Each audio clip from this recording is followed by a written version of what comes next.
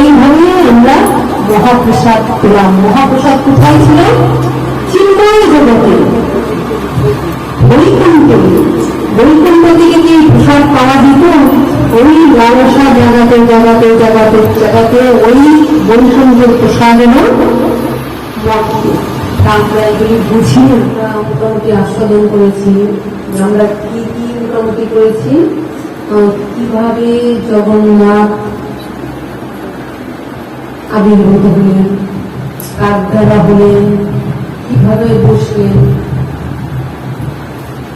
তারপরে কি রূপে এসে স্বীকার করলেন, এগুলি আমাদের হয়ে গেল। তারপর আমরা মাধবের কথা শ্রবণ করলাম, মাধব দাসের কথা, কিভাবে ভগবান তার ভক্তকে দিয়ে কাঁঠাল ছেড়ে করে পরীক্ষা দিলেন। তার মানে এখানে মাধব দাসের কাঁঠাল চুরিটা চুরি কিন্তু খারাপ, মহাপাপ, তাই না? কিন্তু ভগবানের ভক্ত এবং ভগবানের যাহা কিছু কর্ম, এগুলি কিন্তু পার্থিব জগতের নয়, এগুলি প্রত্যেকটাই অপার্থিব জগতের। তার মানে এগুলির মধ্যে ভগবান বিভিন্ন লীলা লুকিয়ে রেখেছেন, আনন্দ লুকিয়ে রেখেছেন আমাদের কিছু পাওয়ার জন্য। অনেক সময় এটা মনে করলো ভগবানের তো চুরি করেছে, আমরা ভগবানের যাহা কিছু, ভগবানের লীলা, ভগবানের নাম, ভগবানের ভক্ত, এগুলি সবই চিন্ময়। এই কলি যুগে ভগবান এই রূপে আসবেন। কি রূপে? বড় বড় চোখ, হাত নেই, পা নেই, ছানা বড়া চোখ, মানে বিকট একটা রূপ ধারণ করেছে। তো এই রূপটা যখন ভগবান ধারণ করেছিলেন, রাজা ইন্দ্রদম্য এবং গুন্ডিচা তারা কিন্তু অনেক কষ্ট পেয়েছিলেন দেখি। ঠিকই যখন দরজা করে দেখেন এরকম রূপ, তখন তারা কষ্ট পেয়েছিলেন। ভগবানের কি সুন্দর রূপ, কিন্তু এটা কিরকম একটা রূপ করবে? আমরা নিশ্চয়ই অনেক পাপ করেছি, আমরা নিশ্চয়ই কোনো অপরাধ করে ফেলেছি, ভগবানের চরণে অপরাধ করেছি, তাই ভগবান এমন একটা রূপে আমাদের কাছে এলেন। আর নীলভাবে যে খোঁজটা করলেন ইন্দ্রদম্য রাজা, নীল মাধবের খোঁজটা করলেন, ইন্দ্রদম্য রাজা স্বপ্নাদেশ পেয়েছিলেন, স্বপ্নে আদেশ পেয়েছিলেন এবং স্বপ্নে সেই রূপটা দর্শন করেই রূপটার প্রতি আকুল হয়ে গেছিলেন। এবার ইহজগতে আমাদের কারোর স্বপ্ন আর ভগবানের কোন প্রিয় ভক্ত হলে আকাশ পাতাল পার্থক্য। ভগবান এবং ভগবানের প্রিয় ভক্তের স্বপ্ন, যে কোনো কিছু আদেশ, এগুলি কিছু সবই চিন্তা। তবে যখনই এই রূপটা দেখলেন, তখন তারা স্বামী স্ত্রী দুজনেই অনেক কষ্ট পেলেন না, যে আমরা নিশ্চয়ই কোনো বড় কোনো ভুল করে ফেলেছি, ভগবানের চলে কোনো বড় অপরাধ করে ফেলেছি, তাই ভগবান এই রূপে। আমরা যদি না খুলে ফেলতাম তাহলে কিন্তু তোমরা যদি যে নিজেকে ভগবানের যখন সুন্দর পরিপূর্ণ রূপ নাই দেখলাম, তাহলে এই জীবনটা রাখবো না, নিজেকে শেষ করে দেওয়ার চিন্তা করেছিলেন। তখন ভগবান বললেন, না, এই রূপটা করার পিছনে আমার বিশেষ উদ্দেশ্য আছে। ওই যে তোমরা যে খুলে ফেললে,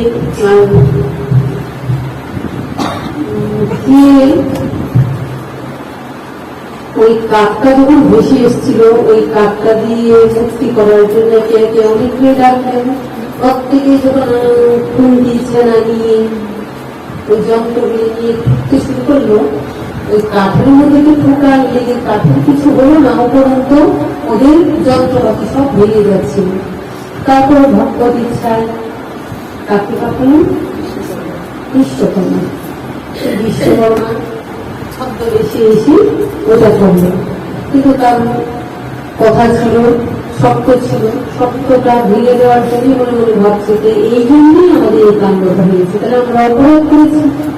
তখন ভগবান বললেন যে না, তোমরা অপরাধ করি, এটা আমারই ইচ্ছা, এই কলি যুগে আমি এই রূপে আসবো এবং এইভাবে জীবকে উদ্ধার করবে। এটা আমরা কতদিন বললাম যে যেবার যারা তার মধ্যেই যেই গরু সেই কৃষ্ণ সেই জগন্নাথকে লক্ষ্য করতে পারবে, এর মধ্যেই ভগবানকে কৃষ্ণকে লক্ষ্য করতে পারবে, এর মধ্যেই গৌরাঙ্গ সুন্দরকে গৌরকে অনুভব করবে, তারা ধন্য, তারা ভগবানের চরণ লাভ করবে। কিন্তু যারা সেটাকে উল্টা ভাবে কি এরকম ভগবান হয়, এরকম ঠাকুর হাত নেই পা নেই কিছু নেই, তো তাদের আর কোনো পাপ করতে হবে না, পাপের মাত্রা এখানেই তাদের সুরাহানা হয়ে যাবে। এটাই ভগবান দেখাতে চাই। তাই এইটা ভগবান দেখানোর জন্য তার মধ্যে এই লীলা করে এখানেই সমাপ্ত করবেন, যাবে এই রূপে পুজিত হবে। এইবার দেখো এটার পিছনে আরেকটা কারণ আছে, যা রাধে, এটার পিছনে আরেকটা কারণ আছে। সেই কারণটা কি, ওই যে যখন দাপরে যখন নারদ মুনি রূপটা দেখেছিলেন, যখন নারদ মুনি দেখলেন যে এমন রূপ ধারণ করেছে, তখন নারদের চোখে পড়ে গেল। নারদের শব্দ নারদ যখনই দেখে পেলেন কৃষ্ণ বলরাম সুভদ্রা যখন বিগলিত হচ্ছে, প্রেমে যখন বিগলিত হয়ে এমন অদ্ভুত ধারণ করছে, তখন নারদ নারায়ণ করতে করতে হঠাৎ করে দেখে পেলেন। আর অন্য নারদের সভা পেয়ে ভগবান নিজে তাড়াতাড়ি করে সংবরণ গুটিয়ে নেওয়ার চেষ্টা করলেন। নারদ বললেন, প্রভু তুমি আর গুটিয়ে নিয়ে কি করবে, আমি তো দেখিয়ে ফেলেছি তোমার রূপ, তোমার যে রূপ দেখা সেটা আমি দেখে ফেলেছি। আহ কি অদ্ভুত, তুমি ভক্তের জন্য এমন করতে পারো। আমরা জানি ভক্ত ভগবানের জন্য কাঁদে, কিন্তু ভগবান ভক্তের জন্য এমন করে, এটা তো পৃথিবীর জানি না। তুমি দেখো এখানে রাধারণীর রূপটাকে ভক্ত ভাবে বোঝানো হয়েছে। ভগবান তো ভক্তি শিক্ষা দেওয়ার জন্য রাধারণীকে অঙ্গ থেকে বের করেছেন। তবে একটা জিনিস লক্ষণীয়, রাধারণী যা যা কিছু করছে সেটা কিন্তু আমাদের অনুকরণীয় নয়। রাধারণীকে যে লীলা করিয়ে ভগবান আমাদের যেটা শিক্ষা দিতে চাইছেন, যে ভক্তিটা কেমন করে আমরা ভগবানকে লাভ করবো। কিন্তু রাধারণী যা যা করেছেন, যেভাবে লীলা করেছেন, কৃষ্ণের সঙ্গে যা কিছু করছেন, সবটাই যদি আমরা করি সেটা কিন্তু বেশ অনুকরণ। যার জন্য অনুকরণ আনন্দ সবাই এই দুইটা কিন্তু আমাদের মাথায় রাখতে হবে।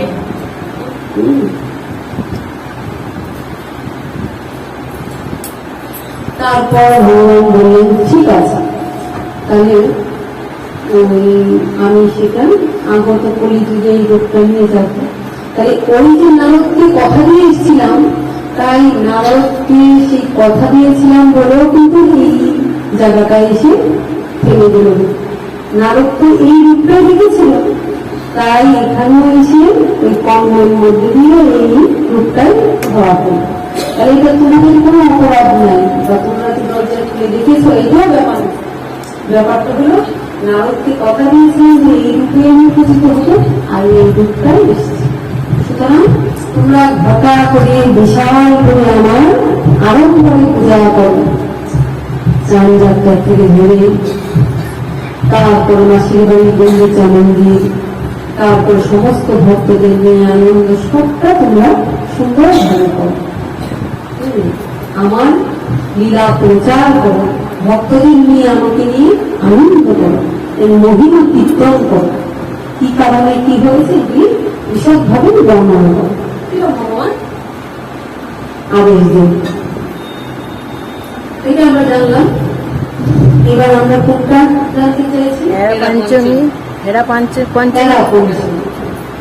আজকে 5 দিন, ওই 5 দিনের যে আজকে এটাকে বলা হয় রথের যে 5 দিন, ওটাকে বলা হয় এরা পঞ্চমী। এরা পঞ্চমীটা কেন বলা হয়? জগন্নাথের সঙ্গে বলরাম সুভদ্রা 3 জন কিন্তু রথে চড়ে মাসির বাড়ি এসেছে। একদিন সুভদ্রা খুব বায়না ধরেছিল যে আমি একটু ঘুরতে চাই, আমাকে একটু ঘুরে দেখাও। তখন জগন্নাথ এবং বলরাম এই বোনকে মাথায় নিয়ে ঘুরতে, যে কোথায় একটু বাইরের জগৎকে একটু ঘুরে দেখতে চাই, একটু দেখবো। তাই জগন্নাথ বলরাম সুভদ্রাকে মাঝখানে নিয়ে ঘুরতে ঘুরতে গায়ে ভ্রমণ হয়ে একদম মাসির বাড়িতে এসে গুন্ডিচা মন্দিরে এসে হাজির হয়ে। এইবার জগন্নাথটাকে সেই কৃষ্ণ, সেই গৌর, আর সেই তিনি বৈকুণ্ঠের নারায়ণ। তো নারায়ণ কিন্তু সেখানে ফিরে এলেন ঘুরতে ঘুরতে। এইবার যে মহালক্ষ্মী যে তিনি হঠাৎ করে দেখছেন আমার নারায়ণ কোথায় গেল, নারায়ণ তো নেই। টান পড়েছে, যেমন বিদের টান পড়েছে। সাধারণত আমরা ঘরে কি দেখি,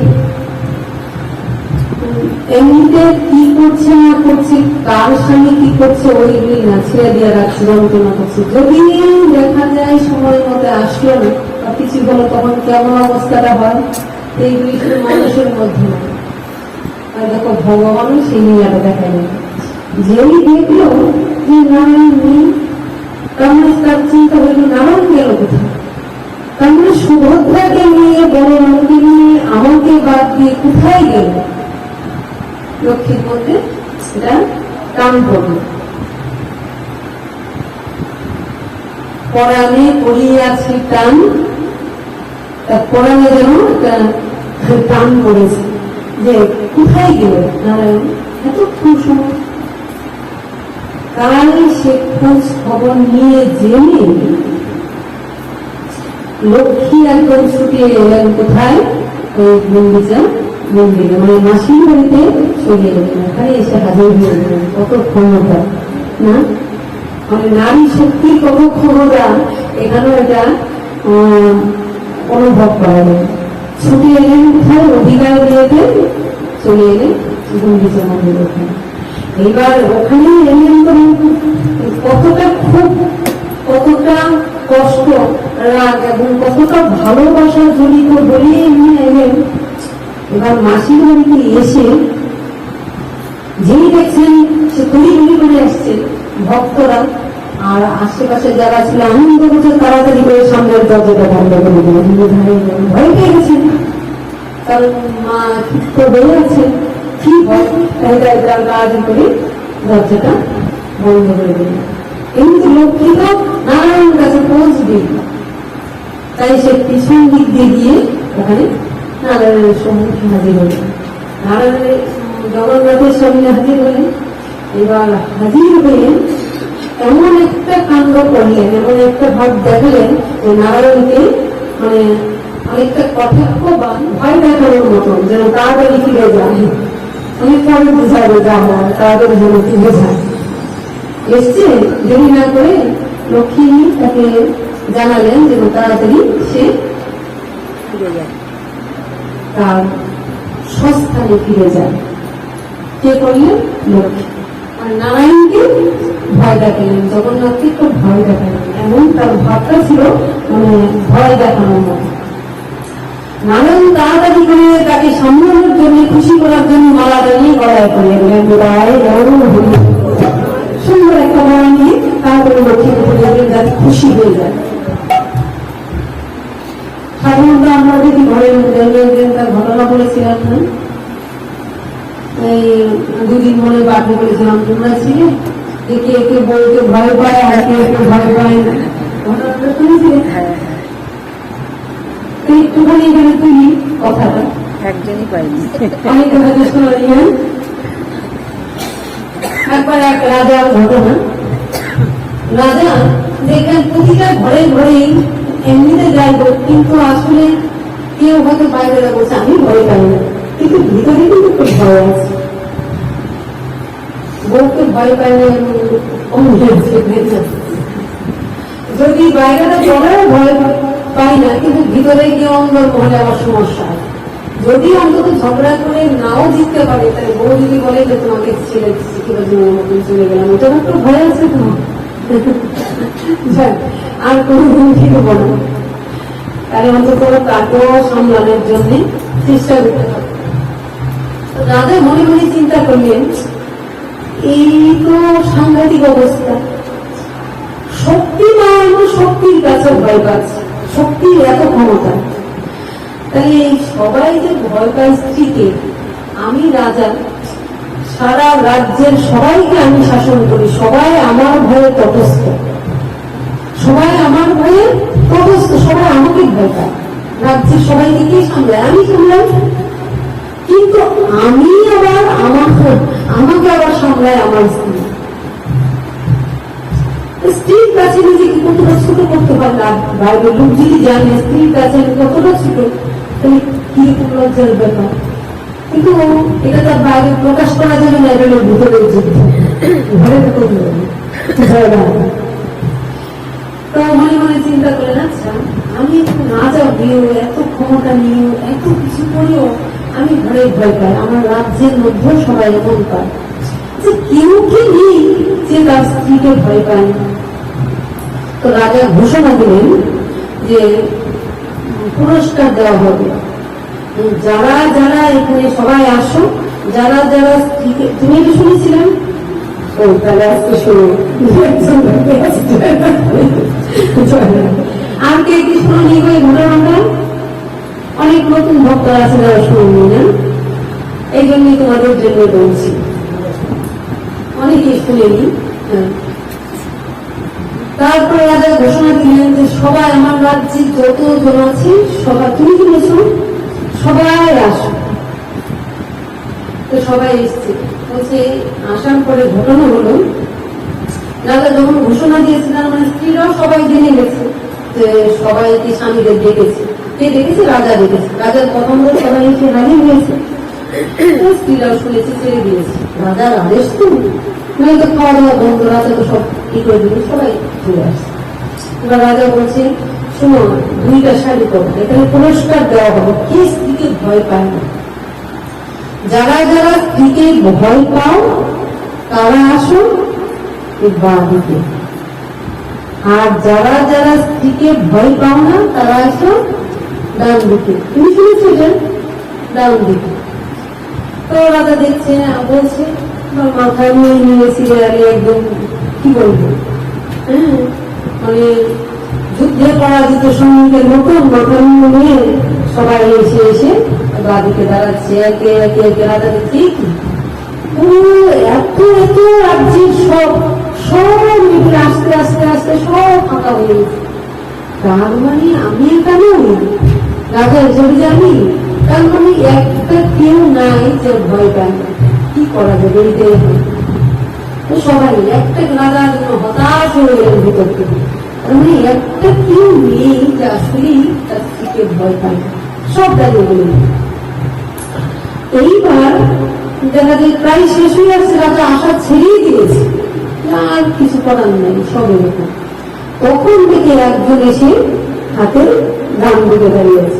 রাজা এবার বুকের মধ্যে একটু হাত দিয়ে বলে যাক ভাষা গেল। তার মানে এত বড় রাজ্যের মধ্যে একজন অন্তত আছে যে কিনা স্ত্রীকে ভয় পায়। তোমাকে পুরস্কারে ভূষিত করা হবে, সবাই এত ভীতু, একটা নিয়ে আমি মনে করে ভাবছি একজন থাকলে তো সঙ্গে যোগ দেওয়া যায়। তো যাক, তোমাকে পুরস্কারে ভূষিত করা হবে, তুমি একজন যে কিনা স্ত্রীকে ভয় পায় না। সবাই তোমাকে সবার সামনে মাল্য চন্দনে ভূষিত করে পুরস্কার দান করা হবে। চুপ করে আছে।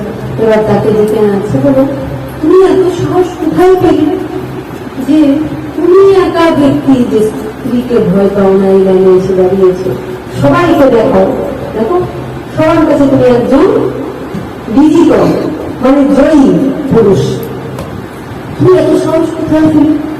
তুমি স্ত্রীকে ভয় পাও না? আমি তো অনেক বেশি ভয় পাই, আমি তো খুব বেশি ভয় পাই। মানে তুমি যে বলি, আমি যে বললাম যারা স্ত্রীকে ভয় না পায় তারা এগিয়ে জানানোর জন্য, বলে আপনি যখন ঘোষণা দিয়েছেন সবাই আমার স্ত্রীকে আমাকে ছেড়েছে, আরো 2 দিন পরে তো ছেড়েছে, ছেড়ে দিয়ে বলছে শোনো ওখানে তো যাচ্ছ, মোবাইলটা রেখে বন্ধ করে রাখবে, কি কি হয় আমার কিন্তু সব ওখানে কি হতে যায়নি, এই ঘটনা জেনেছি রাজা দেখেছে। এবার ওখানে কি কি ঘটনা হচ্ছে জানি না, তো সবটা কিন্তু আমাকে বলবে। তাই পিছনের লাইনে দাঁড়িয়ে দাঁড়িয়ে সে সঙ্গে স্ত্রীর সঙ্গে সংবাদ জানাচ্ছে যে এই কথা হচ্ছে, এই কথা হচ্ছে, আছে না এরকম? তো প্রতিনিয়ত বলছে এই ঘটনা হচ্ছে, এই ঘটনা, মানে সে রাজার কথা শুনবে কেন, কি করবে? সে সব কথা স্ত্রীকে শোনাচ্ছে, মোবাইল ধরে দিচ্ছে, এই ঘটনা হচ্ছে, মানে এতটা ভয় করছে।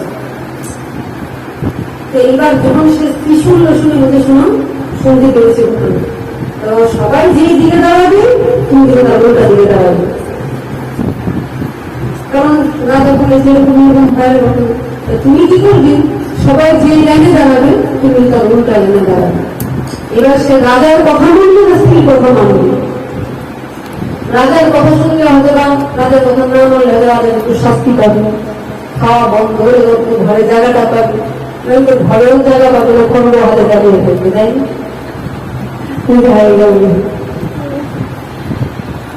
তারপর কি হলো, বললো যে আমি তো আপনার কথাই শুনতে পারিনি, স্ত্রীকে ধরে দিয়েছি, বলছি বারবারে, বলছে বলো কি বল, বলো কি বল, তো বলেছি। এবার সে আমাকে বলছে যে সব মানুষের সঙ্গে অসম্মান করা যাবে না, তা আমার কথাই শুনতে মনটা দিকে দাঁড়ায়, তাই আমি ভয়ে আপনার কথা না শুনে স্ত্রীর কথা মতো ভাব দিকে দাঁড়াচ্ছি। তার মানে বোঝাতে ওরা তো ভয়, সবাই ভয় পায়, খুবই দিত। তার চাইতে যাকে রাজা মনে করছিল সাহসী অনেক বেশি, সে অনেক বেশি পরিমাণ ভয় পায়, তাই তাহলে ইজি বলতে কি হলো, মানে কেউ নেই যে উল্টো পথে চলতে পারে, এত বড় ক্ষমতা। তো লক্ষ্মী ভক্তির ব্যাপারে না হলের ব্যাপারে জয় রাম। এবার ভয় দেখালেন, এখানে আমরা দেখতে পেলাম কি হলো, ওই তাড়াতাড়ি করে খুশি করার জন্য, তার মনটা যেন খুশি থাকে, কারণ একটা অন্যায় করে দিয়েছে না বলে চলে আসছে, তাড়াতাড়ি করে মাটা গলায় করে যেন হাসি, একটু খুশি থাকে, মানে সবার সঙ্গে সম্মান দিলেন, কিন্তু সম্মানকে সে আবার বলো তাড়াতাড়ি, যত তাড়াতাড়ি সম্ভব যেন সস্তা দিয়ে ফিরে যায় বলে চলে যায়। কারণ খাওয়াটা নিয়ে বন্ধ করে অশান্তি হবে না, দিয়ে যেন কিন্তু ঝগড়াঝাটি করে পাওয়ার খোলা আছে, কিন্তু সব জায়গাতে না, সব জায়গাতে যদি করে তাহলে সমস্যা আছে। আচ্ছা, এবার কি হলো, এই জন্য এটার নাম হলো এরা পঞ্চম। ওই দিনটা তাকে ইশারা দিয়ে দেবে, খালি ভগবান নারায়ণ কেন, বিষ্ণু কেন, মহাদেব কি করেছিলেন, দেবাদিদেব মহাদেব, মা কালী যখন খুব ধরে এই মহাদেবের কথা না শুনে সমানে অগ্নিমূর্তি ধারণ করে যখন অসুর নিধন করতে লাগলো, ঘটাঘট সব কাটতে লাগলো, বেড়া কাটতে লাগলো, সমস্ত দেবতারা চিন্তা করে সর্বনাশ, মাকে কি করে সামলাবে, তো শান্ত করার জন্য কত চেষ্টা করলেন, সামলানোর জন্য অনেক চেষ্টা করছেন, কিন্তু শান্ত আর করতে পারছেন না, উগ্রমূর্তি ধারণ করছে। এবার এত উগ্রমূর্তি ধারণ করছে, শেষ পর্যন্ত শিব তাকে সামলানোর জন্য কি করলেন, যে এই উগ্রমূর্তি শান্ত করার উপায় নেই, তাড়াতাড়ি করে লম্বা হয়ে শুয়ে পড়লেন। লম্বা হয়ে শুয়ে পড়লেন কেন, যদি শিব লম্বা হয়ে শুয়ে পড়ে তাহলে তো বোঝা গেল কি, মানে পায়ের পড়ে গেছে, মানে তিনি তাই গৌরব হয়ে, তাহলে সব সারেন্ডার, এটাই বোঝালো। কিন্তু ইহজগতে দায়ী গৌরব, এগুলো সত্যি দেখালেন আর কি, কিন্তু ইহজগতে সত্যি সত্যি কিন্তু যারা আমরা আছি, কেউ যদি মনে করে যে দাপট দেখিয়ে মানে কাউকে মানে পায়ে পদদলিত করতে পারবে, স্বামী তার পাশ সেবা করছে, এটা কিন্তু অপরাধী হবে, এটা কিন্তু ভালো নয়। কারণ একটু অসুস্থ হলো, শরীর খারাপ হলো, তার যে তার পা ধরে বসে থাকতে হবে, এটা না, এটা ধর্ম নয়, এটা অধর্ম, এটা পাপ, এটা ভালোবাসা নয়, তাই না? কিন্তু এটা দেখা যাচ্ছে যে রাগ করতে পারে। তারপরে শিব যেটা দেখালেন পার্বতীকে দিয়ে, সেটা কি করলেন, শিব যেটা দেখালেন পার্বতীকে দিয়ে, এটা কি করলেন, এখানে ভালোবাসাটা দেখিয়েছে, কতটা ভালোবাসা, ক্ষিপ্ত হইলে তাকে সামলানোর জন্য কি কর্ম করেছে। কিন্তু সাধারণত তুমি যদি মনে মনে ভাবো যে না আমার পাটা সে ধরে থাকো, এইটা আশা করো, এটা কিন্তু ঠিক নয়। ন্যায্য যেটা সে সুন্দরভাবে চলা যাচ্ছে। যার যেটা ক্ষমতা আছে, অধিকার আছে, সে সেটুকুই করবে, কিন্তু তারপরে যে ধরে থাকবে এটা করা না। এটা আমরা এই লীলা থেকে জানতে পারি। এরা পঞ্চমী ঘটনাতে গেল, তার মানে এখানে লক্ষ্মী দেবী এইভাবে ছুটে এসেছিলেন এবং লক্ষ্মী দেবী ছুটে এসে তাকে একটু কড়া করে চলে গেলেন এবং নারায়ণ যেন তাড়াতাড়ি। তার মানে লক্ষ্মীকে আমরা দেখি চঞ্চলা, খুব চঞ্চল।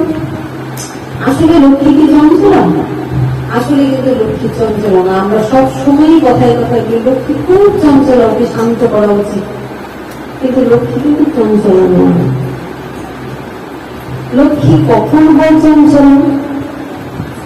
যখন তার পাশে নারায়ণ না থাকে। কারণ এই জগতে আমরা আসলে যারা দেখা যায় যুদ্ধ বিবাদ করছে, তারা এই জাগতিক সংসারের পাওয়ার জন্য, সুখ স্বাচ্ছন্দ্য ভোগ করার জন্য, চাওয়া পাওয়ার সম্পর্কে স্বামী স্ত্রীর সম্পর্ক, তাই না? তাই এখানে যুদ্ধ আছে। কিন্তু লক্ষ্মীনারায়ণের মধ্যে কি ওই ব্যাপারটা ছিল? লক্ষ্মীনারায়ণের মধ্যে এই জগতের কিছু চাওয়া পাওয়া না, ওখানে সবটাই ভালোবাসা। এখানে লক্ষ্মী দেখো, আমাদের এখানে জীবনের অভাব আছে, চাওয়া আছে, যে এই স্বামী যদি বাজার করে না আনে, টাকা পয়সা না দেয়, তাহলে আমি কেন করবো? আমাকে শাড়িটা না দেয়, গয়না দেয়, আমি কেন করবো? আর লক্ষ্মী দেবী তো স্বয়ং ঐশ্বর্যের দেবী না, সমস্ত ঐশ্বর্য লক্ষ্মী দেবী আসলে। তাহলে এই লক্ষ্মী দেবীকে আমরা কেন পূজা করি? ওই ধন সম্পদ পাওয়ার জন্য। তাহলে লক্ষ্মী দেবী যাহা কিছু করেন জগতের আমরা আমাদের সেটা কি মানে জয় রাখি।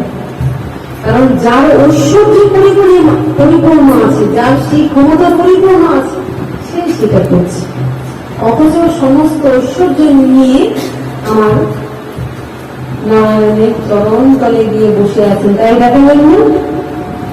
সমস্ত ঐশ্বর্য নিয়ে গিয়ে নারায়ণের চরণ তলে বসে আছেন।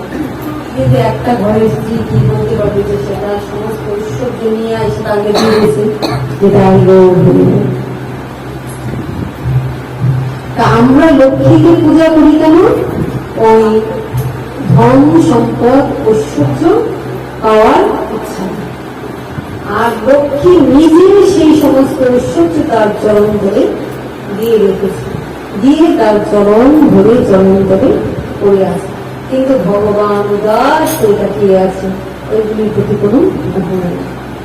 এটাই দেখালেন যে আমি ধনের কাঙ্গাল নই, আমি দ্রব্যের কাঙ্গাল নই, আমি কিসের কাঙ্গাল? ভক্তির কাঙ্গাল। ভক্তি যার কৃষ্ণকার সর্বশাস্ত্রে কয়, ভক্তি না থাকলে কৃষ্ণ দেখিল।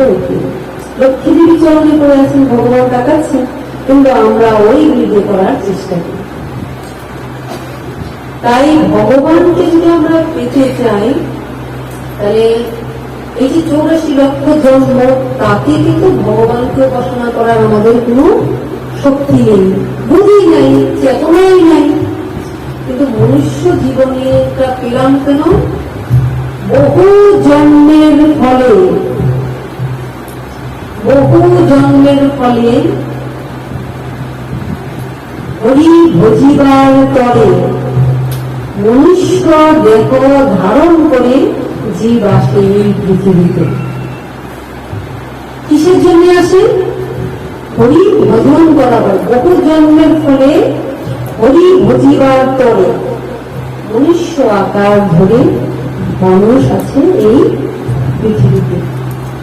যে মূঢ় বা যে মূর্খ বা যে দুর্মতি, যার বুদ্ধি হয় না, সাধুগুরুর কথা শুনছে না, যে দুর্মতি মনুষ্য জীবনের এই সুযোগ নাহি লয়, বহু কল্প কল্পান্তর সে অশেষে বিশেষে দুঃখ ভোগ করে। সাধুগুরুর দিকে মনে শোনো না, সাধুগুরু বলছে ওরে আয়, ওরে আয়, ও আরো 10 হাত দূরে যাচ্ছে, 3 হাত দূরে ছিল, যদি যাচ্ছে সে আরো 10 হাত দূরে চলে যাচ্ছে। বলছে যেই দুর্মতি সাধু গুরুর চরণ আশ্রয় করে দীক্ষা পেয়ে সাধুর কথা শুনে মাত্র শুনেও সাধু ডাকছে এই পথে, ও চলছে উল্টো পথে।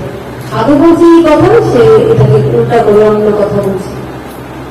সাধুর দেখানো পথ না চলে সে তার নিজের বুদ্ধি অ্যাপ্লাই করে, নিজের বুদ্ধি খাটিয়ে নানান কথা বলছে। এরা একজন নয়। দীক্ষা নেওয়ার পর তারা যদি এমন কর্ম করে তাহলে তারা অল্প কল্পান্তর এই অশেষে বিশেষে এই ব্রহ্মাণ্ড পরিভ্রমণ করতে পারে। তার মানে আমরা এখানে কি দেখলাম যে ওই দীক্ষা নেওয়ার পরেও আমরা যদি সে সাধু বাক্যকে সাধুর চোখে ধোঁকা দিতে চাই, সাধুর সঙ্গে আমরা মানে নিজের বুদ্ধি খাটিয়ে উল্টো করতে চাই, তাহলে কিন্তু এটা পরোক্ষভাবে ভগবানের সঙ্গেই দ্বন্দ্ব করছে, তাতে আমাদের অপরাধ হয়ে যায়। সাধু তো সবসময় চান সত্যের সন্ধানে ভগবানের পথে এগিয়ে নেওয়ার জন্য। এখানে আমাদের অনুভব করেন, এখানে আমাদের চেতনা দিলেন যে আমরা যেন মনুষ্য দেহ ধারণ করে অবশ্যই অবশ্যই হরি ভজন করি। আর হরি ভজন করলে, ভগবানকে পাওয়ার চেষ্টা করলে আমাকে কি করতে হবে? সাধু বাক্য শ্রবণ করতে হবে। কারণ সাধু কি বাক্য বলেন? শাস্ত্রের বাক্যটাই তুলে ধরেন, শাস্ত্রে যাহা কিছু আছে সেটাকেই তুলে ধরেন। এইবার বলছে ভগবানকে তুমি ভক্তি করো, ভগবানকে তুমি সেবা করো। এবার সেবা করতে যখন বলা হচ্ছে, এখানে আমরা ভগবানের সেবা দেখছি, একটা ঐশ্বর্যের সেবা আর একটা মাধুর্যের সেবা। তাহলে ওই যে দ্বারকায় যে ভগবানের সেবা, সেটা কি? ঐশ্বর্যের সেবা। এইখানে ভগবান থাকেন বটে, কিন্তু ভগবান এতটা একটা বছর অপেক্ষায় থাকেন কখন একটু শান্তি নিঃশ্বাস ছাড়বো, মাধুর্য এখানে গিয়ে আমি একদম হাত পা ছড়িয়ে একটু আনন্দ করতে পারবো। এটা হলো গুন্ডিচার বাড়ি, যেখানে মাধুর্য আছে, যেখানে প্রেম ভালোবাসা আছে।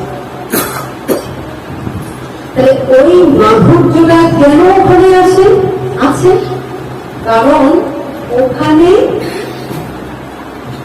আমি আরেকদিন বলেছিলাম যে ওখানে আমরা কি করি, ঐশ্বর্যের ভজনটা কি দেখো, লাড্ডু, মন্ডা, মিঠাই, আড়ম্বর, দাস দাসী দিয়ে ভগবানের সেবা। আর যেখানে মাধুর্য সেখানে নিজ হাতে ভগবানের সেবা করা। আরেকটা কি, নিজ হাতে কেমন আমরা অনেক সময় দেখি দাস দাসী সব করছে, বা বাজার থেকে অনেক কিছু করে আনছি। একদিন ঠিক আছে, তো বিশাল করে ভক্তবৃন্দ সেবা দিলাম, অনেক একার পক্ষে সম্ভব না, তো সবাইকে নিয়ে ভগবানের সেবা করতে হয়। কিন্তু প্রতিনিয়ত ভগবানকে নিজের হাতেই যাহা কিছু এটা নিজের হাতে সেবা দিতে হয়। প্রতিদিনের সেবা করে যদি মনে করে, আমি মনে করি তুমি খাই ফলটা বানিয়ে রেডি করে খাই আমার হাতে দিবে, আমি ভগবানের চরণে দিয়ে দিলাম, তাই ভগবানকে তার জন্য কাঙাল। আমাকে সেবা দিতে গিয়ে তুমি ফলটা অন্যের হাতে বানিয়ে আমাকে অহংকার দেখাচ্ছে, ফল দিচ্ছে। ওই ফলটাকে কারণ আমাকে ব্যাপারেও করতে হবে। কেউ একজন বানিয়ে তৈরি করে হাতে এনে তুলে দিচ্ছে, ভগবানকে সেবা দিয়ে দিচ্ছে না। ফলটাকে সুন্দর করে নিজের হাতে ধৌত কর, ফলটাকে সুন্দর করে বানাও, সুন্দর করে করে। একদিন আমরা অনুষ্ঠান বড় হচ্ছে, তখন লোকের দরকার। প্রতিদিন আমরা ঘরে যখন করবো, এটা কে শিক্ষা দেন?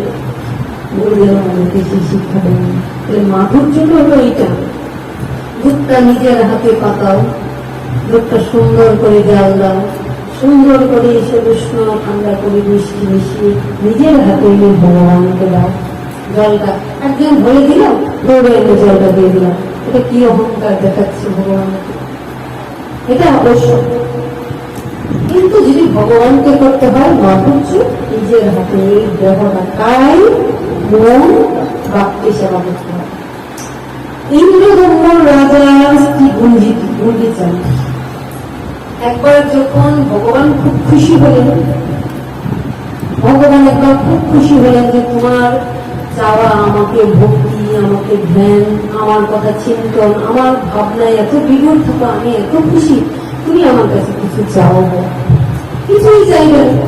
ইন্দ্রধর্ম, রাজা ইন্দ্রধর্ম আর বন্দিতে কিছুই চাইবে না। এবার বারবার যখন বলছে কিছু চাও কিছু চাও, তখন কি বলছে, তখন বলছে সত্যি যদি কিছু চাইতে হয় তবু তোমার কাছে মিনতি করি। কি মিনতি? না আমার যেন কোন সন্তান না হয়। ভাবতে পারো এই সংসার জীবনে এসে কেউ যদি মনে মনে ভাবে আমার সন্তান আদি না হয় তাহলে কি সম্ভব? বলছে আমার জন্য কোন সন্তান আদি না হয়। কেন? ও সন্তান আদি বলেই আমাকে ওই কি বিষ্ণু শতনামের মধ্যে কৃষ্ণ ভোগিবার করে সংসারেতে আইনু ইচ্ছে মায়ায় বদ্ধ হয়ে বৃক্ষ সমূহ ফল রূপে পুত্রকন্যা ডাল ভাঙি পড়ে, তার রূপে সংসারেতে পক্ষ বাসা করে। এটাই গ্রহণ।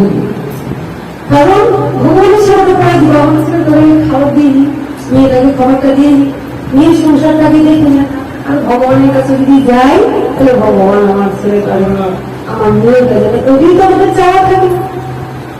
কিন্তু ভগবান শুকিয়ে পড়ে আছে, ঠিক আছে আমি রেডি টেডি হই, সবকিছু সেরে টেলে আসিস, আজকে ধীরে আরামে স্নান দান করবো, পরিষ্কার পরিচ্ছন্ন সবকিছু গোছানো হয়ে গেলে তারপরে ওই সাধকের মতন এসে ঠাকুরের সামনে বসবো। না, নিজের হাতে ভগবানের ঘরটা মুছে সবটা কিছু করলো, তোমার ভগবানের ঘরটা এগুলো সেবা আমাদের শিক্ষা। সবাই করলো, ভগবানের ঘরটা তুমি নিজের হাতে মুছে, নিজের হাতে পরিষ্কার করো। কেউ মুছে দিল, আমি যে ঠাকুর ঘরে বসে, এটা কি ভালোবাসি? যাকে ভালোবাসি তাকে রেডিমেড জিনিস দিলে তাই এটা সেবা হয়। এটাই আমাদের শিক্ষা দিলেন গুন্ডিজা দেবী। কি বললেন? ইন্দ্রধর্ম কি বললেন? আমাদের সন্তান দিও না, কারণ সন্তান দিলে তো আমার কিছু টান, ওর প্রতি টান হয়ে যাবে, ওদের নিয়েই ভাবত, আর ওরাও আমাকে পিছন দিকে টানবে, তাই সন্তান দিও না। তখন ইন্দ্রধর্ম রাজা বলেছেন, গুন্ডিজা দেবী ইন্দ্রধর্ম রাজা বলেছেন যে আমার কোন সন্তান দিও না, কারণ এতটা ভক্তি, এতটা ভালোবাসা যে যদি সন্তান হয় তাহলে আমি পূজা করতে পারবো না। বাবা তো বলে ফেললেন, তো মার মধ্যে সন্তানের প্রতি একটা আশা আছে। তার গুন্ডিজা দেবী যখন শুনলেন তখন তার মনে একটু মনে হলো তাহলে সন্তান পাবো না। কিন্তু হ্যাঁ, স্বামী যেই পথে চলে আমিও তো সেই পথেই চলবো, মানে একটু কষ্ট হোক, কিন্তু আমার স্বামী যখন ভক্তি করেন, ভগবানকে ভালোবাসে, আর তার জন্য সে সন্তান চাইছেন, আমিও তা চাই না, আমিও এমনি ভালোবাসি। তখন ভগবান খুশি হয়ে বললেন মা, ভগবান খুশি হয়ে বললেন মা, কিন্তু আমি তো তোমাকে মা ডাকতে পারবো, আমার তো মা আছে। ওর মা শুনলে মা আবার হিংসা হয়ে যাবে, কিন্তু বলে না মাসির আদর, মা তো আদর করে একটু হয় না, কিন্তু মা তো মায়ের পিতা বকা হবে না, তো মাসি যেখানে গেলে মাসি কিন্তু আদরটাই বেশি করে। তাই মার সঙ্গে একটা শিল লাগিয়ে দিয়েছেন, তুমি হয়েছে তো ডাইরেক্ট মা বললে তো মানিতে পারবে না, তাই তুমি আমার মা, মা তারপরে মাসি বেশি আদর করে, তো মাসির কাছে এসে ওই আদরটা দিয়ে যাবে। ভগবানের লীলা ভক্তদের আনন্দ দানের জন্য, ভক্তদের আনন্দের জন্য দানের জন্য। এখন ওরাও তো অন্তর জগতে ওই কি বলবো মা মাসির গুন্ডিজা আর সেই লীলার মধ্যে ঢুকে গেছে, ওরা নিজের সঙ্গে মিলিয়ে দিয়েছে। কিন্তু ভগবান সেই তৃপ্তিটা করেছিলেন, এই জন্যই আমরাও ঘরে ঘরে এই কাণ্ডই করছি। কি সুন্দর লীলা দেখো, এগুলি আমরা কেন শুনি, কেন শ্রবণ করি? শ্রবণ করতে করতে এই গুন্ডিজা দেবী করত ওই ভগবানের স্থান লীলাচল, যে জায়গায় উনি ঐশ্বর্যে বসে আছে, এগুলি শ্রবণ করতে করতে একদিনে নেব, দিনে দিনে আমাদের মধ্যে সেই ভাব ভক্তিগুলি আসবে, আমরাও শিখবো। শুনতে এখন খারাপ লাগছে, ভগবানের সেবা করতে পারছি, আচ্ছা আমার যদি করার লোক থাকে আমি কাজ কেন করবো, এটা সত্যি কথা। কিন্তু আমি যখন জানতে পারবো না আমার ভগবানের সেবাটা আমাকে এইভাবে করতে হবে, সেদিন আমার ভগবানের সেবাটা আমারই করতে ইচ্ছা করবে। বললাম না একদিন কথাই বলেছিলাম যে পৃথিবীর সমস্ত কর্ম দাস দাসীকে দিয়ে করার কোনো আপত্তি নেই, শুধু দুটো কর্মকে গুরু গোবিন্দের সেবা কখনো অন্যের হাতে করতে হয় না। গুরু গোবিন্দের গুরু এবং গোবিন্দের সেবা যতটুকু করবে সম্পূর্ণ নিজের হাতেই করা উচিত। কারণ এই গুরু গোবিন্দ থেকে আমরা ভক্তি লাভ করি, আমরা সস্তাকে ফিরে যেতে পারি। মন জননী জনিতন, সেটা কি করে সম্ভব? তাই আর যাহা কিছুই করো অন্তত গুরুর সেবা আর গোবিন্দের সেবা নিজ হাতেই করা উচিত।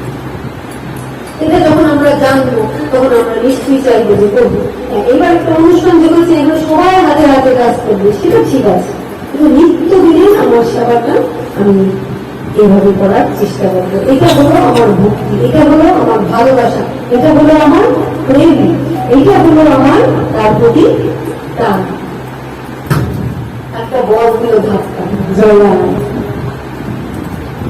এই বোঝা গেল যে নিজের এখানে এইভাবে আসেন, আর এটার জন্য অনেক বড় ব্যাপার।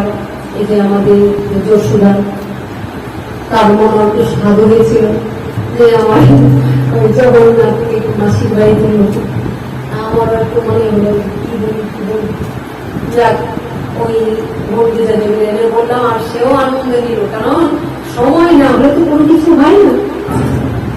এইগুলি ছিল তৈরি, ভগবান চেয়েছিলেন ওদের মধ্যে দিয়ে এই লীলাটা বানা। আজকে দুই নাম মিললে তো আজকে এই ভক্ত সঙ্গ হতো না, এই সাধু সঙ্গ হতো না, এই হরি কথা শুনতে পেতে এই কথাগুলি জানতে পারতে। তাহলে তোমরাও আজকে এইগুলি শুনলে তোমরা মনে মনে ভাববে না আর চাই একটু ভগবানের কাজটা আমরা নিজের হাতেই করি। এগুলো আমাদের জানা বোঝার দরকার। আর সাধারণত ভক্তি বলছি, ভক্তি কাকে বলে?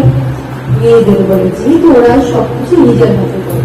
কিন্তু যেই ছেলেবেলা একটু নিজের হাতে যে ভগবানের জল টানছে, ভগবানের সেবাটা করছে, সংকটা দিচ্ছে, এর প্রদীপটা জ্বালাচ্ছে, তার মানে তাদের মধ্যে ছেলে হয়েও পরিপূর্ণ মাত্রায় ওদের মধ্যে ভক্তি বিরাজিত। তাহলে ভগবানের জন্য সবাই কিন্তু ভক্তি সাজবে, সবাই ভগবানের জন্য ভক্তি সাজবে। কেননা ওখানে ছেলে বা মেয়ে নেই, ভগবানের রাজ্যে ভগবানই এক। তাহলে এই জায়গাটা আমরা পেলাম, বুঝতে পারলাম, আমার বিচার ঘটনায় ঘুমাই না। তাহলে এই জায়গাটা একটু বুঝলাম। এরপরে দ্বিতীয়টা কি? লান্ডি মাতা। তারপরে দ্বিতীয়টা একটু শ্রবণ করো, সময় আমাদের কম, এগুলি সবসময় তো জানতে পারলাম, আর সবসময় সব পাঠের মধ্যে আমরা এই তথ্যগুলি পাইও না। এখানেই শুধু বলা মানে আমি আড়াই করে বলে যাচ্ছি তা না, আমি একদম জ্ঞানাঞ্জন সলা করাচ্ছে, খুলে দিচ্ছি যে কি করা উচিত, কিভাবে আমাদের চলা উচিত। এবার নান্দি মাতার ঘটনা। ভগবান ভক্তকে ভালোবাসেন, ভগবান ভক্তকে নিয়ে চলতে চেষ্টা করেন। নান্দি মাতা, নান্দি মাতা মানে নান্দি কথাটার দ্বারা বোঝানো হয় তখন এমন ছিল, নান্দি মাতার কাদের বলা হতো, তারা মা কানের উপরে দেখত। আর চুলটাকে যদি ফেলে দেওয়া হয় তাহলে কি হয়, সুন্দরতাটা এমনিতে একটু কমে যায়। আর উনি জয়রাধ, ওই নান্দি মাতা কি করেছিলেন, ভগবানকে নিমের তিতু দিতেন। কি দিতেন? নিমের তিতু দিতেন। তার ভিতরের ভাবটা ছিল এমন যে ভগবানের কাছে যখন সেবা দেয়, ভগবানের যখন পূজা দেয়, সবাই তো কত আড়ম্বরে কত খাবার দিচ্ছে। এবার এত কিছু খাবার করে, তেল মশলা ঝাল কত খাবার করে, ওই যে আমার ছেলেটা, ওর যদি পেটে কোনো সমস্যা হয়ে যায়, ওর যদি সজ্জনা হয়, তাই উনি নিম পাতা ভাবতেন। দেখো কি ভাব, দেখো ভক্তির কি ভাব। এটা কি দেখাচ্ছেন ভগবান? ভগবান দিচ্ছেন ওই ভাব না থাকলে কি ভগবান সেখানে আসছেন? ওরকম ভাব যদি কারো না থাকে তাহলে কি ভগবান সেখানে আসে? সে প্রতিনিয়ত চিন্তা করে যে তার তো যদি পেটের সমস্যা হয়, তার যদি পেট সহ্য না হয়, তাহলে কি হবে? ওই মা যেমন একটু ভালো মন্দ খাবার কি করে, ওই তিতোটা বেটে ওই খাবারটা নিয়ে যান। এবার যখন তিতোটা বেটে নিয়ে যাচ্ছেন তখন তিনি কি করছেন? তখন এই মন্দির থেকে সবাই তাকে বের করে দিলেন। মন্দির থেকে বের করে দিয়ে বলছে, এই তিতো নিয়ে আসছো? ভগবানের কাছে কত কিছু দেওয়া হয়, আপনি তিতো নিয়ে আসছো? তখন সে বলল যে তিতোটা এই জন্য নিয়ে আসছে, ওই ভাবটা। কি ভাবটা? যে সারাদিন তো কত কিছু খাচ্ছে, এবার এত কিছু খেতে খেতে যদি তার পেটের সমস্যা হয়, যদি পেট ফেটে যায়, ফুলে যায়, তাহলে কি হবে?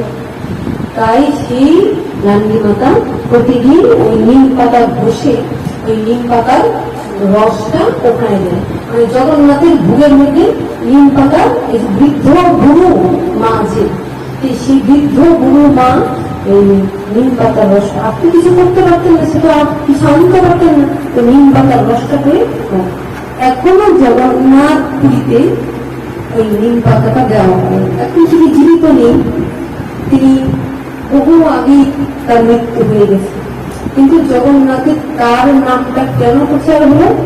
কারণ তিনি ছিলেন বয়সে সবচেয়ে বৃদ্ধ। বৃদ্ধ, তার করার কোন শক্তি নেই, কিন্তু ভগবানকে সেও ভালোবাসে, সবাই ভালোবাসে, কারো ভালোবাসতে ইচ্ছা করে, সবাই ভগবানের জন্য কত কিছু করে, কারো ভগবানকে দিতে ইচ্ছা করে, কিন্তু সে চিন্তা করলো ভগবানকে যদি দিতে হয় তাহলে নিম পাতাটা দেওয়া, তাই নিম পাতাটা নিজের হাতে ঘষে ঘষে নিম পাতাটা। তুমি আমরা কখনো ভগবানকে নিম পাতা দিতে চাইবো? ভাবতে পারো? আমরা কখনোই ভগবানকে বলবো আর কিছু না, অন্য কিছুর সঙ্গে তাও দিয়ে ঠিক আছে, আর কিছু না, সে শুধুমাত্র ওই নিম পাতাটা নিয়ে তাকে দিবে, এটা সম্ভব হতে পারে? কিন্তু কতটা ভালোবেসে যে তাকে সেই নিম পাতাটা দিতে গেল, সেজন্য ভালো। এইখানে এটা গেল জানতা তাই না? জানতা তুমি না, মানে পুরীতে যে নিম পাতা দেয় এটা জানো তো? হ্যাঁ, ওই পুরীতে নিম পাতার ঘটনাটা কি করে এলো? আর একটা হলো কর্মাবাই। কর্মাবাইয়ের আগে উনি বেটিয়ে দিত, আমরা তো বেটে নেওয়ার কথা, বেটে বড়ির মতন করে দিত, আমরা তো বেটে ওটা পাওয়ার কথা চিন্তাই করতে পারবো না। একদিন দেখতে হবে তুমি কোথায় রস না, একদিন নিম পাতা বেটে খেয়ে দেখতে হবে। এই যে আমাদের এখানে মধ্যে নিম পাতা খাওয়ার এই যে পিছনে বসে আছে জয়রাম, নিম পাতা এত আনতে পারে, এত আনতে পারে, আর নিম পাতা এত খাওয়াতে পারে, নিজের প্রচুর নিম পাতা খায়। একদিন এত নিম পাতা খেয়েছে, এত নিম পাতা খেয়েছে, খেয়ে তোর শরীর খারাপ হয়ে চলে যায়।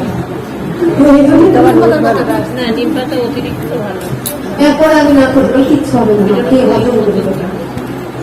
হ্যাঁ, এত নিম পাতা আনতে পারে, তাকে বলতে পারে না, তুমি ঘুরে ঘুরে সে নিম পাতা নিয়ে আসে, ঘুরে ঘুরে আরে এত নিম পাতা কি করবে, ঘুরে ঘুরে নিয়ে আসে। আর নিজের নিম পাতা প্রচুর খায়, মনে ছিল না আমরা কথা বলছি, সে আসলে আমি বলছি তাহলে যাই হোক, একদিন আমরা বেটেটা দেখবো না, বেটেটা দেখলে আমরা জানলে আস্তে আস্তে ঘটনা জানতে জানতে ভগবান বেটে একদিন দেখতে হবে নিম পাতার রসটা, যেহেতু সে দিত নিশ্চয়ই এটার মধ্যে কোনো মাহাত্ম আছে, ওটা দিত গেল। নিম পাতা বেটে দিত, আমরা ভেজে খাই, তারপরে নিম পাতা বাটাটা উনি দেওয়ার পর থেকে, উনি চলে যাওয়ার পরেও, উনি দেহ রাখার পরেও ওই নিম পাতার রস জগন্নাথ মন্দিরে দেওয়া হচ্ছে। এই একটা হ্যাঁ দিয়েছি। হ্যাঁ, এখন ওরা দিতে চাইনি বলে জগন্নাথ স্বপ্ন দিয়ে বলল যে আমার ওই ভক্ত আমাকে নিম পাতা, সে তো কি তো বুঝছে না, সে তো বুঝতেছি দেখলে ভালো থাকে, এবার সে বলল যে আমাকে দিচ্ছেন আমার সেই ভক্ত, সুতরাং আমার সেই ভক্ত না দিলে কি করে হয়। প্রথম নিয়ে তাকে দিল, আমি ভগবান সেটা গ্রহণ করলেন, নিম পাতাটা ভগবান গ্রহণ করলেন। যেহেতু নিম পাতাটা তিনি গ্রহণ করলেন, কারণ সে কি করবে, সে তো বৃন্দাবনের চার কোণে কুড়িয়ে পাবে, তার তো নিজের শরীরে চলে না, এবং সে বয়সের বৃদ্ধ, মাত্র নিম পাতা দেয়, তাই না। সেই নিম পাতাটাই যখন দিত ভগবান সেটাও গ্রহণ করলেন। এখানে মানে কি দেখালো, এখানে মানেটা দেখালো ভক্তি ভরে দিয়ে ভগবান সেটা গ্রহণ করে। ভগবান কখনো লাট্টু মন্ডা মিঠাই আর নিম পাতা দিত, ওটা দেখালো। তাহলে এখানে আমাদের একটা শিক্ষণীয় কি, ভক্তি চাই। ভগবানকে দিতে গেলে এই সেই কত কিছু দিচ্ছি তা না। আর ওখানে যে লান্ডি মাতা বললাম না, ওই লান্ডি মাতা মানে ওই একটা মাকে বলা হয় না, ওদেরকে বলা হতো লান্ডি মাতা। মানে ওরা সবাই সন্ন্যাসীরা যেমন করে, ওরা সবাই মাথায় মন্দিরে দেওয়া দিত, ওদেরকে বলা হতো, ওনাকে বলে না লান্ডি মাতা, মানে ওদের যে দল ওদেরকে বলে ওটা। তার মধ্যে সে একজন ছিল যে এটা গেল। এবার আমাদের কি বাকি আছে, কর্মা ভাই জগন্নাথের আরেকজন ভক্ত। তিনি জগন্নাথ মন্দিরে যান, গিয়ে ঠাকুর দর্শন করেন, তার জন্য গিয়ে মনে হলো যে এত কিছু খাইতে খাইতে সমস্যা হবে, তাই এটা দিল। কর্মা ভাইও একজন ভক্ত ছিলেন, জগন্নাথ মন্দিরে যায়, গিয়ে দেখে। এবার একদিন গিয়ে দেখে এত বেলা হয়ে গেল, কিন্তু জগন্নাথকে তো ভোগ করেনি, এত বেলা করি, এত দেরি করে। আমি তোমাদের বলি না যে ভগবানের ভোগটা যাই কিছু দেয়, যখন ঠাকুর ভোগ দেওয়া হয়, উচিত আমাদের যে ভগবানের ভোগটা নিশ্চয়ই একটু আলাদা করে করা হবে না, একটু তাড়াতাড়ি অন্তত ভগবানের ভোগটা ভোগটা করে দিতে পারি। আর অন্যান্য সবাই যদি যা হচ্ছে একটু টাইমের মধ্যে 12:30টার মধ্যে যদি করে দেয় খুব ভালো হয়। এবার সে গিয়ে দেখেছে জগন্নাথের ভোগ, এটা কিন্তু সবাই একটু চেষ্টা করা উচিত। তারপরে দেখা গেল সিস্টেম নিয়ে হলো 12:30টার মধ্যে ভোগটা ভগবানকে দেওয়া উচিত। তাই ভগবানের ভোগটা হলে ভোগটা লাগিয়ে গেলাতে আমরা করছি তো অন্যরাই গিয়ে দিচ্ছে যে ভোগ ঠাকুর দেবে, ঠাকুরের কথা পাচ্ছে না। জয় রাধে। আমাদের সময় কম বলে আমরা কিন্তু টানার চেষ্টা করছি, কারণ কাহিনী তুমি জানো, শব্দ করবো না কেউ জয় রাধে। তো কি বলছে এত কে করছে এরকম, হাওয়া লাগছে না, হাওয়া ঘোরাতে যাহা কিছু করো শোনো, যাহা কিছু করো তো মা করতে নেই, অসুবিধা হতেই পারে। শব্দ একটু শব্দটা বলতে তোমাদের জন্য ঠাকুরের কথা বলছি তো অপরাধ হয়ে যাবে। তো ওই কর্মবাই দিয়ে চিন্তা করলো এত বেলা হয়ে গেল, ভগবানের ভোগ হচ্ছে না, এগুলো ঠিক না, এটা তো উচিত না, তাই মনে কষ্ট দিল। এবার সে গিয়ে কি করেছে, তার ঘরেও জগন্নাথের চিত্রপট আছে, তাই সে ওই চিত্রপটে কি করছে, যেহেতু দেখো এই জগন্নাথ মন্দির বা এই যে বারোয়ারি মন্দির, বারোয়ারি মন্দির তো বলা যায় ভগবান যেসব জায়গায় প্রতিষ্ঠিত, তার মানে এখানে 12 জনের ইচ্ছায় বা তাদের আনুকূল্যে তারা যা যা দেয় তাই দিয়ে তো ভগবানের সেবা পূজা হয়। সুতরাং সবাই এখানে মনোভাব খাটে, সবাই সবার ইচ্ছা এখানে প্রকাশ করবে। তাই সে মনে চিন্তা করলো যে এরকম কষ্ট দিচ্ছে জগন্নাথকে, তাই সে তার বাড়িতে গিয়ে ওই জগন্নাথের জন্য রান্না করে, খিচুড়ি রান্না করে ভগবানকে ভোগ দেয়, ওখানে সব আর সে যায় না দিচ্ছে। কতদিন ধরে সেই তার সাথে কাটছিল। এইবার যখন কম আবার ভোগ দিচ্ছে, একদিন ওই মন্দির থেকে কথা বললেও তার কথা বলছে। এবার মন্দির থেকে পুরোহিত, যে পুরোহিত ভোগ দেয়, এই পুরোহিত এসছে। এই পুরোহিত এসে বলছে যে কি ব্যাপার, তুমি আসছো না জগন্নাথের এখানে, মাঝে মাঝে দেখতাম, কখনো কখনো তো তুমি যেতে একটু দিচ্ছি। তো বলছে সেই জগন্নাথের ভোগটা তো এত তাড়াতাড়ি দেওয়া হয় না, ওটা কষ্ট হয়, তাই আমি ওখানে ভুগতে যাই। আর তখন পুলিশ তাকে বলে আসছে যে তুমি যে ভোগ দিচ্ছ, তুমি শুদ্ধাচারের সঙ্গে করে ভোগ দিচ্ছ, তা তো সেই বলে না, তো তুমি যদি করতে চাও মন্দিরে এসে ভোগটা করো। আর এদিকে জগন্নাথ তাকে স্বপ্নাদেশ দিয়েছেন, ভগবান একটা ইঙ্গিত দেন, ভগবান তাকে স্বপ্নাদেশ দিয়েছেন কর্মবায়ের হাতে আমি ওই খিচুড়ি খেতে চাই। তখন ওই পুরোহিত এবং মন্দিরে কর্মরা সবাই মিলে কর্মবাইকে মন্দিরে নিয়ে যায়। মন্দিরে নিয়ে গিয়ে এইবার কর্মবাইকে বলছে তুমি এখন থেকে তোমার যখন এত টান, এত সুন্দর করে তুমি পড়াশোনা করো, তাহলে তুমি ওই মন্দিরের মধ্যে নিজের হাতে খিচুড়ি রান্না করো, আর এটাই ভগবানকে ভোগ দেওয়া হয়। তারপর থেকে সে মন্দিরের মধ্যেই খিচুড়ি রান্না করে আর সেটা ভোগ লাগানো হয়। কিন্তু একদিন কর্মবাইয়ের খিচুড়ি লাগানো হয় বলে ওটাকে বলা হতো কর্মবাই খিচুড়ি, নামটাই হয়ে গেল কর্মবাই খিচুড়ি। এত সুস্বাদু রান্না করতো শুধু খিচুড়ি, তাই কিন্তু জগন্নাথকে খিচুড়ি দেওয়া হয়, তাই না? জগন্নাথ মন্দির খিচুড়ি দেওয়া হয়, তাহলে জগন্নাথ খিচুড়িটা কেন দেওয়া হয়, নিম পাতাটা কেন দেওয়া হয়? জগন্নাথের যে খিচুড়ি দেওয়ার স্থলটা এই কর্মবাই থেকে এসেছে, এটার জন্য বলা হয় কর্মবাইয়ের খিচুড়ি। একদিন এই কর্মবাইও দেহ রাখলেন, মারা গেলেন, কিন্তু কর্মবাই বেঁচে গেলেন কোথায়? ওই কর্মবাইয়ের খিচুড়ির মধ্যে। এখনো সবাই বলেছে কর্মবাইয়ের খিচুড়ি, এই খিচুড়িটা হচ্ছে মানে কি কর্মবাইয়ের খিচুড়ি। এদিকে আমরা জানলাম। এবার মহাপ্রসাদ, মহাপ্রসাদের ঘটনা। মহাপ্রসাদটা দিয়ে এলো, এটা আমাদের কি একবার ওই মহালক্ষ্মী আর নারায়ণ বৈকুণ্ঠ থাকেন নিত্য, তো মহাবিষ্ণু বা মহানারায়ণের প্রসাদটা কে পান? লক্ষ্মী দেবী পান। তাই তারা আনন্দে আছেন, নারায়ণ সেবা করে। এখানে লক্ষণীয়, লক্ষ্মী নারায়ণকে সেবা দিচ্ছে নিজের হাতে, এত ঐশ্বর্য থাকা সত্ত্বেও নিজের হাতে নারায়ণের সেবা দিচ্ছে। এবার নারায়ণ যখন প্রসাদ পাচ্ছেন, নিয়ে নিচ্ছেন, তখন সেটা পান লক্ষ্মী। ভগবানের একটা সব দিলাম। এবার ভগবান বললেন কি, লক্ষ্মী আমার প্রসাদ যেন তুমি শুধু পাবে, আর কাউকে কিন্তু দিলেন। কে বললেন? নারায়ণ। কাকে বললেন? লক্ষ্মীকে বললেন, লক্ষ্মী আমার প্রসাদটা শুধু আমাকে যে ভোগ দিচ্ছে সেটা আমি পাবো, আর আমার প্রসাদটা শুধুমাত্র তুমিই পাবো, কিন্তু আর কেউ পাবো। ঠিক আছে, তুমি এইটাই কিন্তু করি, মানে রেগুলারটা পাবো। এইবার লক্ষ্মী চিন্তা করলেন নারায়ণের তো আমার স্বামী, আর আমি তো আমার স্বামীকে সেবা না দিয়ে কিছু পাই না, সবসময় আমার স্বামীর সেবা নিয়ে থাকি, সুতরাং আমার স্বামীকে আমি সেবা দিব এবং সেই প্রসাদটা আমি পাবো। বাস এমনি করে চলছে।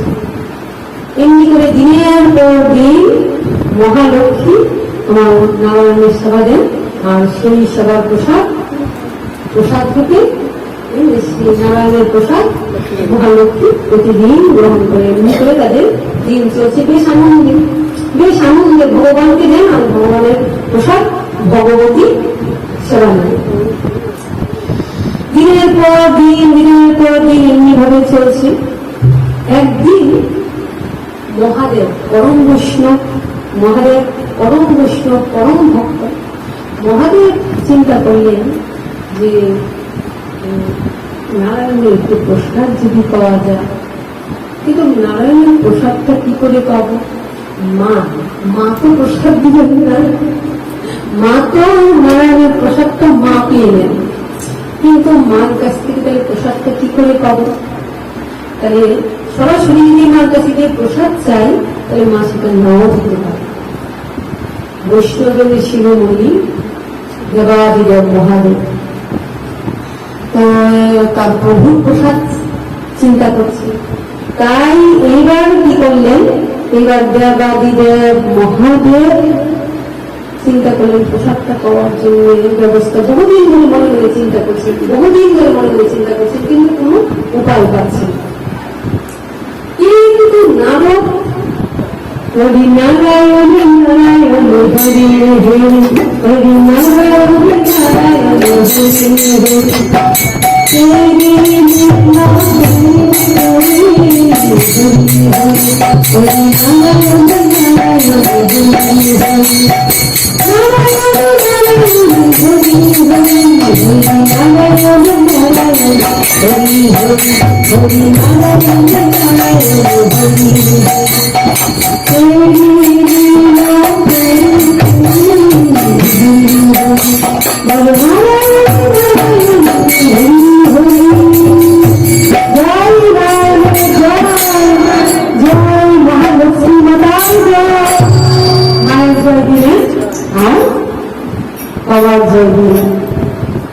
এইবার সেই মুহূর্তে নারদ তো সবসময়, কারণ অন্য কেউ কিন্তু ইচ্ছা করলে ধুমধাম ঘুরতে পারে না, কিন্তু নারদ তো এই নাম নিয়ে ঘুরে বেড়ায়, তা ধুমার ধুম ঢুকে যায়। তো নারায়ণ নারায়ণ করতে করতে ঢুকে গেছেন।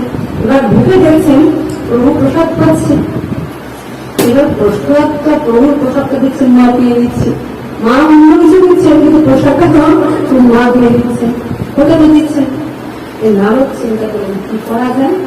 এইবার নারায়ণ নারায়ণ তো সবসময় জপ করেন। এইবার সে ফোন দিয়ে আপনি কি করবেন, কি করে মাকে সন্তুষ্ট করা যায়, কি করলে মা আমার প্রতি এত খুশি হয়ে যাবে, এত খুশি হয়ে যাবে। একদিন যদি মা আমার কাছে মা আমাকে কোনো বর দিতে চায়, সেদিন আমি এটা চেয়ে নিই। নারদ কি করলেন, নারদ মায়ের সেবা করতে লেগে গেলেন।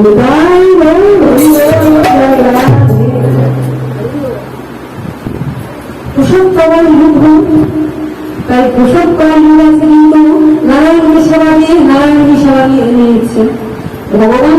তিনি তো ভগবান, ভগবানকে সেবা দিয়ে এই ভগবতী সেবা দিয়ে নিচ্ছে। তাই এখানে নারদ কি করলেন, মায়ের সেবা করতে লাগলেন। নারদ মায়ের সেবা করতে লাগেন, মায়ের স্তুতি করতে লাগেন, এমন স্তুতি করতে লাগেন মানে বাবার কথা ভুলিয়ে গেলেন। ভুলে গিয়ে ওই স্তুতি সমানি করছেন মায়ের, আর স্তুতি করতে করতে এত খুশি। এইবার নারায়ণী মহালক্ষ্মী, মহালক্ষ্মী মধ্যে নারদ তুমি তো সবসময় আমার প্রভুর নাম গুণগান করো, তুমি প্রভুকে ভালোবাসো, কিন্তু আমাকেও ভালোবাসো, কিন্তু তুমি আমার সন্তান হয়ে, তুমি আমার সন্তান হয়ে কি কারণে তুমি এত তপস্যা করছো, কি কারণে এত স্তুতি করছো বলো। এবার বলছে জয় হোক মায়ের, জয় হোক মহালক্ষ্মী। তুমি ঠিক আছে, আমি তোমার প্রতি অনেক সন্তুষ্ট, আমি অনেক খুশি, তো তুমি তোমাকে আমি একটা বর দিতে চাই, তুমি কি চাও। বলছি মা গো, আমি কিছু চাই না, তুমি খুশি বলে আমি খুশি, তুমি আমার প্রতি সন্তুষ্ট হয়ে যায়, আমি তো আমার সন্তানের প্রতি সন্তুষ্ট। বলছে তুমি কিছু একটা চাও, কিছু বর দিতে চাও। তখন নারদ সেই সুযোগটা গ্রহণ করলেন। মা সত্যি যদি তুমি খুশি হয়ে থাকো, সত্যি যদি তুমি আমার প্রতি কৃত হয়ে থাকো, তবে প্রভুর প্রসাদ একটু দিবেন। পরম পিতা, পরম পিতা, সে পরম পিতার একটু প্রশ্ন, প্রভু প্রভু আর মাও সেই প্রভু, তাহলে প্রভুর যে প্রসাদ তুমি যে সেবন করো, সেই প্রসাদ আমাকে একটু দিতে পারো। সর্বনাশ, আমি তো নারায়ণের কাছে অঙ্গীকারবদ্ধ। নারায়ণ বলছেন আমার সবার পরে যে প্রসাদটা থাকে তিনি কিন্তু কাউকে দিবেন, তুমি আমি তো প্রতিজ্ঞাবদ্ধ, ভগবানকে দেই আমি প্রসাদ আমি পাই, অন্য কিছু অন্যদের দেওয়া হয়, কিন্তু এই প্রসাদটা কারো করেন। আমার স্বামীর সাথে এটা প্রতিজ্ঞাবদ্ধ করে স্বামীর কথা নষ্ট হবে। এইবার নারদকে বলছে তুমি অন্য কিছু চাও, এইটা অন্য কিছু চাও। বলে না আর তো কিছু চাই না, এইটাই যদি দিতে যদি হয় আমাকে, তবে ওইটাই দাও। এবার লক্ষ্মী বলেছেন বিপাক, মহালক্ষ্মী তিনি বলছেন বিপাক। প্রভুর কাছে প্রতিজ্ঞা করলাম ঠিক আছে আমি আর কাউকে প্রসাদ দিব, কিন্তু ওই প্রসাদটা সে চায়। তাহলে আমার স্বামীর কাছে আমি কি হয়ে যাবো? অঙ্গীকার নষ্ট হয়ে যাবে, প্রতিজ্ঞা নষ্ট হয়ে যাবে, স্বামী মনে কষ্ট পাবে। ভগবান তো অন্তর্যামী, সবই জানেন, ওই লীলাটা করবে। এবার লক্ষ্মী খুব মন খারাপ, কারণ একদিকে তার সন্তান, আরেকদিকে স্বামী। একদিকে স্বামীর প্রতিজ্ঞা রক্ষা করা, স্বামীর সঙ্গে যে প্রতিজ্ঞা করেছে স্বামীর বাক্যটাকে রক্ষা করা, আরেকদিকে সন্তান আশা করেছে, সন্তানের কাছে দায়বদ্ধ হয়ে গেছে।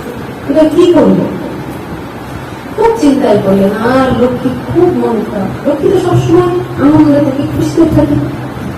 প্রসাদ মানে প্রসন্ন চিত্ত, চিত্ত সবসময় আনন্দে থাকে।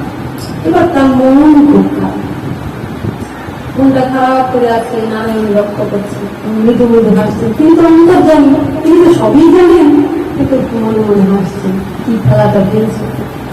এবার বলছে, আচ্ছা লক্ষ্মী, তোমার মনটা মনে হচ্ছে খুব খারাপ, তুমি কি হয়েছে? তোমার মনটা এত খারাপ দেখছে। বলছে, স্বামী, আমি তো খুব সমস্যায় পড়েছি। আমি আমার যে সন্তান, সে এত স্তুতি করে, এত আমাকে ভালোবেসে আমার তপস্যা করেছে, আর আমি তাকে বর দিতে চেয়েছি। যেই বর দিতে চেয়েছি সে আমার কাছে এমন একটা বর চাইবে আমি তো ভাবিনি। তারপরে আমি বললাম অন্য বর চাও, কিন্তু সে আর বর চাইল। এবার সে চাইল যেন আমি প্রসাদ দিই, তোমার প্রসাদ জন্য, কিন্তু এটা তো আমি দিতে পারবো না। কিন্তু আমার কথা তো নষ্ট হয়ে যাচ্ছে, তাহলে কি করবো? সে যে আমার সন্তান, এই সন্তানটা আমি দিতে পারছি না, এটা তোমার মনে কষ্ট। তখন নারায়ণ একটু হেসে বললেন, অন্তর্যামী, তিনি সবই জানেন। এবার হেসে বললেন, তুমি চিন্তা করবেন না। আমি যখন বলেছি, না করেছি যে আমি যেন দেখি না কাউকে প্রসাদ দিবে না, শুধু তুমিই প্রসাদ দেওয়া পাবে। ঠিক আছে, কিছু সময়ের জন্য আমি একটু অধিক থাকবো, কারণ তিনি তো স্বামী। তো স্বামীর অতটা স্ত্রীকে খুশি করা, সে কষ্ট পাচ্ছে। তো বলছি, আমি কিছু সময়ের জন্য অধিক থাকবো, সেই সময় তুমি এক মুষ্টিখানা প্রসাদ তোমার সন্তানকে দিয়ে দিন। যখন চেয়েছে, তো তুমি তো তোমার সন্তানের কাছে দায়বদ্ধ। তা আমি তোমার স্বামী, তোমার অখুশিটা আমি দেখতে পারি না, তোমার মন বিরক্তি আমি দেখতে পারি না। তাই ঠিক আছে, আমার কথা আমি বলছি, আমি একটু ওদিকে ফিরে থাকবো, তুমি একটু প্রসাদ দিয়ে দিন। তাহলে লক্ষ্য বললেন, ঠিক আছে। তখন নারায়ণ যখন প্রসাদ পেলেন, সেই প্রসাদটা কি হলো? প্রসাদটা এনে লক্ষ্মী এক মুঠে নিয়ে এনে কার হাতে দিলেন? এবার লক্ষ্মী সেটা নিয়ে যখন নারদকে দিলেন, মানে নারদকে দিলেন, মানে সেটা তো লক্ষ্মী নাতি দিচ্ছেন। লক্ষ্মী প্রসাদ নারায়ণের প্রসাদ হয়ে যখন নারদের হাতে দিলেন, নারদ সেই কণিকা মাত্র প্রসাদ যাই পেয়েছে, প্রসাদটা চেপে ফুটে সুন্দর করে খেয়ে নিয়েছে। এবার খেয়ে তার ভিতরে এত আনন্দ হচ্ছে, এত আনন্দ হচ্ছে, এই আনন্দের ইয়েতে সে হাত ধোয়ার কথা ভুলে গেল। আর দুই হাত ধরে নৃত্য করতে লাগলেন না, দুই হাত ধরে নারদ নৃত্য করতে লাগলেন। এত নৃত্য করতে লাগলেন, এত নৃত্য করতে লাগলেন, মানে নৃত্যে নারদ তো সবসময় ঘুরে বেড়ায়, আর আজ নৃত্য করতে করতে মনে হয় আকাশ পথে যেতে লাগলো। নারায়ণে নারায়ণে হরি নারায়ণে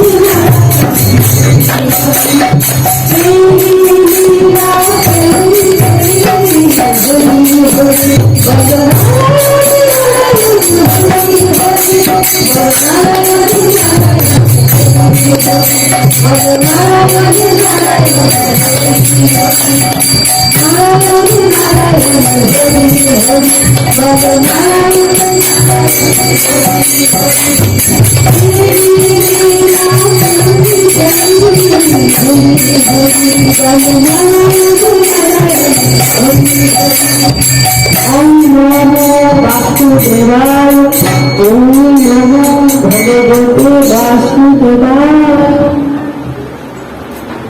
খুশি আকাশ পথে যাচ্ছে। এইবার হঠাৎ করে আকাশ পথে যখন যাচ্ছে, এত আনন্দ হয়েছে, প্রসাদ পেয়েছেন মা লক্ষ্মীর হাতে। নারায়ণের প্রসাদ পেয়েছি, নিত্যদিন পায় আর সেই প্রসাদ সে পেয়েছি। এই আনন্দ প্রসাদ মানে যা পেলে চিত্ত প্রসন্ন হয়ে যায়। আজ তো সেই প্রসাদ পেয়েছেন, চিত্তের মালিন্য দূর হয়ে আনন্দ হচ্ছে। যেই আনন্দ হচ্ছে এই আনন্দ দেখে কৈলাস করতে করতে ঘুরতে ঘুরতে কৈলাসে দিয়ে চলে যাচ্ছে। এবার কৈলাসে মহাদেব করছে কি নারদ তো সবসময় আনন্দেই ডেকে বহনে চলে আর নারায়ণ নারায়ণ করে, কিন্তু আজকের আনন্দটা কিন্তু অন্যরকম মনে হচ্ছে।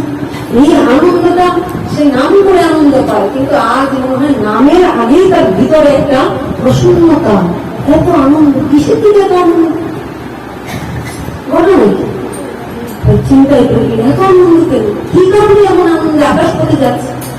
এবার ধরে গেলেন দেবশ্রী ঠাকুর দেবশ্রী এবার দেবাদিদেব মহাদেব আর দেবশ্রী নারদের মিলন দিন।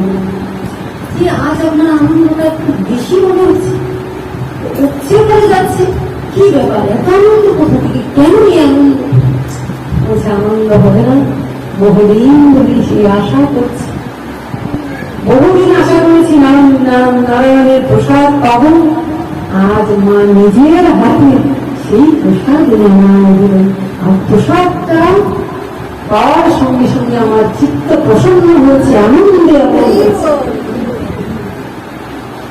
অল্প কণ্ঠে প্রসাদ নিই, এই প্রসাদ পেয়ে আমার ভিতরটা শান্তি পাচ্ছে, আনন্দ পাচ্ছে। আর আনন্দের ফেরা বলছে যেই বলেছে এবার কি তুমি ভগবানের ভক্ত নারদ, তুমি তো স্বার্থপর, শুধু নিজের স্বার্থটা চিন্তা করো, নিজের স্বার্থ চিন্তা করে তুমি বাহ খুব তো ভালো, নিজের একা একা প্রসাদ দিয়ে নাও। ভক্ত হয় দয়ার শরীর, কিন্তু তুমি কি করলে, তুমি তো আর কার কথা ভাবে না, তুমি একা একা করে সুন্দর করে প্রসাদ পেয়ে নিলে।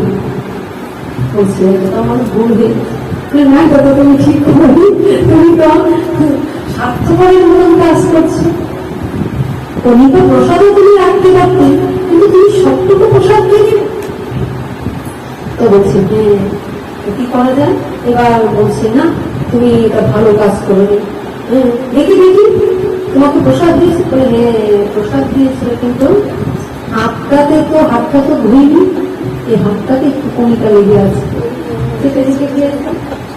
হাতটাতে কিন্তু এত আনন্দ হয়েছে, আনন্দের জন্য হাতটা ধুতে ভুলে গেছে। দাও ওই হাতটা দাও, এবার হাতটা নিয়ে সেই কণিকা প্রসাদ, যেই প্রসাদের কোনা লাগলো, মানে প্রসাদের মাহাত্ম্য দেখাচ্ছে, যেই প্রসাদের কোনা পেল আমরা প্রসাদকে বড় বড্ড অবহেলা করি, তাই প্রসাদের মাহাত্ম্য বোঝা যায়। তাই প্রসাদ কিঞ্চিত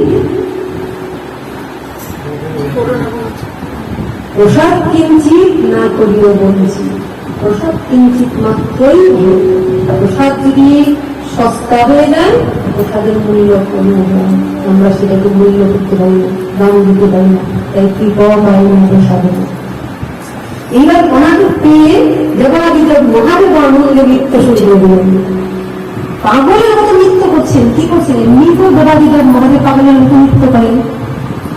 এইবার কখনো তাণ্ডব নৃত্য, কখনো লাস্য নৃত্য, ভুম ভুম ভোলা নৃত্য করছে, ভুম ভুম ভোলার আগে সব পা চলছে, আর মনে হয় পৃথিবী একবার এদিকে একবার এদিকে হয়েছে, আরে এদিকে কি পাগল নৃত্য করছে, পৃথিবী এদিকে পা দিচ্ছে, মনে হয় পৃথিবী এদিকে কাজ হয়ে যাচ্ছে, আনন্দ এদিকে পা দিচ্ছে, মনে হয় এদিকে কাজ হয়ে যাচ্ছে। কি ঘটনা, সবাই বিচারি কি পাগলা এমন নৃত্য করছে কেন, ভোলানাথ এমন নৃত্য করছিল না, কি ঘটনা? এবার শিব সাথে আর সাথে ভোলা, এবার বলছি ঘটনা কি, আজ বৈকুণ্ঠের প্রসাদ পেয়েছি। কোথার প্রসাদ পেয়েছি? বৈকুণ্ঠের প্রসাদ পেয়েছি। আর বৈকুণ্ঠে কে থাকে? শুধু লক্ষ্মী আর নারায়ণ। এই যে বৈকুণ্ঠের প্রসাদ পেলাম, তাই তো আমাদের মনে আজ এত আনন্দ হলো। বৈকুণ্ঠের প্রসাদ পেয়ে মনের মধ্যে এত আনন্দ হলো, তাই আনন্দের খরায় মুখ বইছে। দৌড়ে এলেন ঘর থেকে পার্বতী। কি নারদ প্রসাদ পেলে তাকে তুমি গালিগালাজ করবে, তার কাছ থেকে তুমি ঘটনাগুলি বললো, তুমি এমনি করে হাতের কোনাতে প্রসাদ পেলে, জয় রাধে। কিন্তু আমি তোমার অর্ধাঙ্গিনী। কে বলছেন? পার্বতী বলছেন আমি তোমার অর্ধাঙ্গিনী, তুমি কণিকা প্রসাদ পেলে। যদি ঘুমিয়ে থাকি তাহলে ভগবান বলতে ওখানে আমার জায়গা নেয়, অন্য দিকে চলে যায়। যখন কেউ ভগবানের কথা শ্রবণ করে জেগে থাকে ভগবানও আনন্দ পায়, কিন্তু কেউ যখন ঘুমিয়ে যায় তখন কি হয়? এই কি হয়েছে জয়রাধে, চলে যাচ্ছ?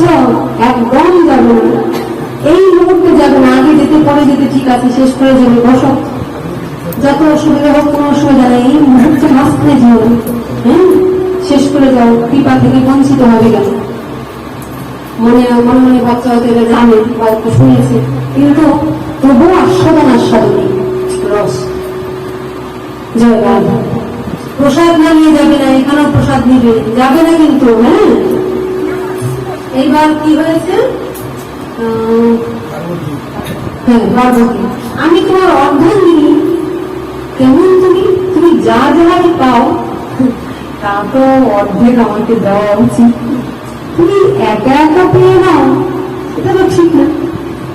তুমি একা একা পেলে তোমার থেকে তো ভাগটা আমাকে কিছুটা দেবে। কে বলছে? পারবে, খুব রাগ হয়েছে। তুমি এরকম বলে, কিন্তু এই কণা মাত্র ছিল, ওটাকে আমি কণার থেকে কণা দিতে, তুমি কোনোটা পেয়ে নি, আমাকে প্রসাদ থেকে বঞ্চিত করি না। আমি প্রসাদ যে কোনো ভাবেই ব্যবস্থা করব, আমি যে কোনো ভাবেই প্রসাদের ব্যবস্থা করব। তুমি আমাকে এরকম করে, তুমি তো আমাকে ঠকাতে পারো না, আমি তো তোমার অর্ধাঙ্গিনী, সব কিছুর ভাগ আমি পাই, তুমি তো আমাকে ভাগ দিলে, খুব কষ্ট পেয়েছি। এবার বলছে ঠিক আছে প্রসাদের ব্যবস্থা করছি। বলে না, তুমি তো একটুখানি, তুমি তো চিন্তা করলে আমার সারা তুমি পেয়ে গেলে, আমি এমন করবো জয় রাধে, আমি এমন করবো প্রসাদের ব্যবস্থা করব, কিন্তু আমি সেই প্রসাদ একা করেও পাবো না। আমি কি করব?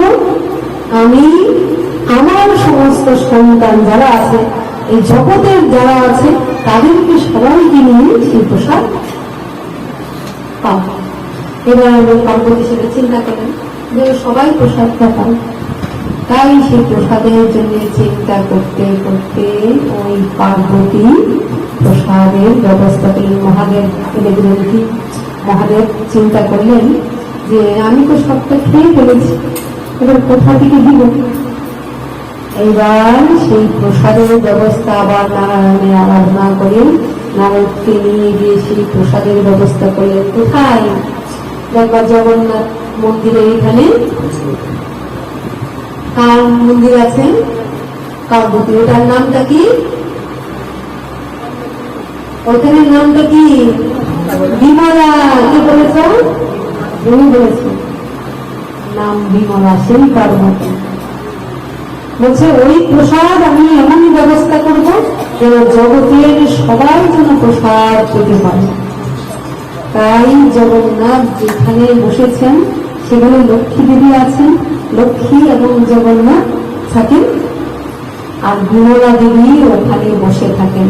তাই যখনই আমার নারায়ণের ভোগ হয় আর সেই প্রসাদটা পায় লক্ষ্মী, আর লক্ষ্মী থেকে সেই প্রসাদটা যখন নেমে যায় হাত পেতে বসে থাকেন বিমলা, পার্বতী। সেই বিমলা বসে থাকে, আর বিমলার থেকে সেই মহাপ্রসাদটা সবাই এইভাবে আমরা মহাপ্রসাদ পেলাম। মহাপ্রসাদ কোথায় ছিল? চিন্ময় জগতে, বৈকুণ্ঠে। বৈকুণ্ঠ থেকে কি প্রসাদ পাওয়া যেত? ওই লালসা জাগাতে জাগাতে জাগাতে জাগাতে ওই বৈকুণ্ঠের প্রসাদ এলো মঠে। আমরা এগুলি বুঝি না। গৃহজগতে ভগবান বললেন যে কলিহত জীব সাধন ভজন কিচ্ছু করার ক্ষমতা নেই, নামেও অপরাধ করছে, তথাপি ভগবান নাম রূপে এলেন। তিনটা জায়গায় ভগবানকে আমরা পাই। নাম রূপে ভগবানকে পাই, আবার ভাগবত রূপে পাই।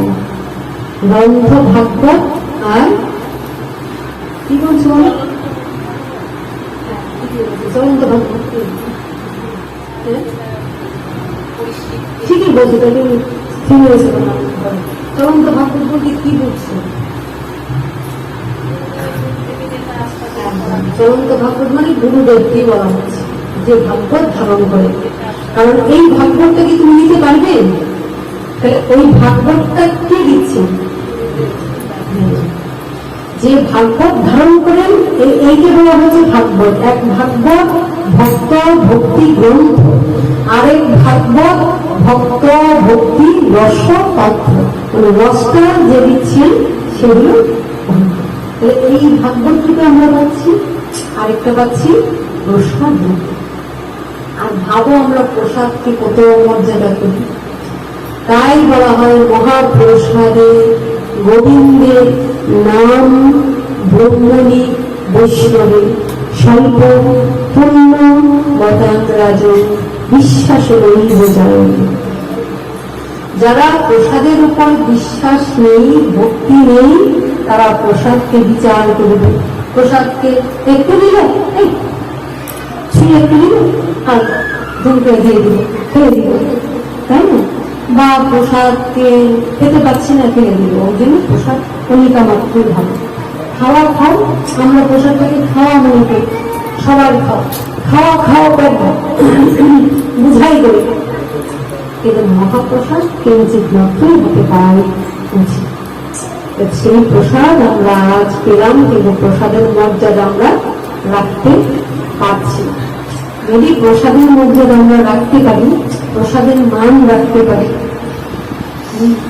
সেই বৈকুণ্ঠের কিভাবে নামলে কত কষ্ট করে সেইগুলি অনুধাবন করি, তাহলে আমিও বিভিন্ন রূপ বেদি থেকেও মুক্ত হতে পারি, আমিও সেই স্থানে ফিরে যেতে পারি, সমস্ত পাপ মুক্ত হয়ে আনন্দ লাভ করতে পারি। আমার চিত্তের মালিন্য দূর হয়ে যাবে, চিত্ত প্রসন্ন হয়ে যাবে, আনন্দ হয়ে যাবে। এইগুলি আমাদের অনুভব করা যাবে। এই তো এই তিনটাই তো বলেছিলাম না? হ্যাঁ, কালকে আগামীকালকে যেটা বলেছিলাম ওদের বাকিটা সুস্থ মাধুরে ওটা কালকে করবো, তাই না? মোটামুটি কেড়ে নিয়েছি। রথের বলিনি, আচ্ছা সময় আছে, লাস্টের দিনে একটু শুরুতে রথের কথা বলেছিলাম, লাস্টের দিনে। তাহলে আমরা বুঝলাম যে প্রসাদ মূল্যটা কতটুকু কোথা থেকে আসলো। সেই লক্ষ্মী মাতার কাছ থেকে কোনোভাবেই পাওয়া উপায় ছিল না। কত কায়দা করে সেই প্রসাদটাকে কিভাবে এই মঠে সবাই পেল, তাই সবার আনন্দ হতো, কিন্তু আনন্দ। আরেকজন ছিলেন ভক্ত, যে ভক্ত সারাদিন ব্যবসা করে। কিসের ব্যবসা করে? পানের ব্যবসা করে। পানের ব্যবসা করে। পানের ব্যবসা করতে করতে সারাদিন সময় পায় না। তো দিন শেষ হয়ে গেলে তখন গিয়ে ভগবানের কাছে, জগন্নাথের কাছে দাঁড়ায়, তাকে দেখ। তো ওই তার একদিন মনে মনে ইচ্ছা হলো, ভগবানকে তো দেখো কিভাবে আমরা ভুলের জিনিসগুলি আসি। তো মনে মনে ভাবছে যে সবকিছু তো ভগবানকে দেওয়া হয়, যদি আমার তো আছে পানি, পানটা যদি একটু ভালো দেওয়া হতো ভালো, একটু মনে বাসনা করেছে। ভগবান কি করেছেন, সন্ধ্যে যখন হয়েছে, যখন মন্দির সাজিয়ে দেওয়া হয়, জগন্নাথ মন্দির বন্ধ হয়ে যায়, তখন ভগবান কৃষ্ণ আর বলরাম মন্দির থেকে বেরিয়ে রাস পোশাক পরে ওই যে পান বিক্রেতা তার কাছে যে পান চায়,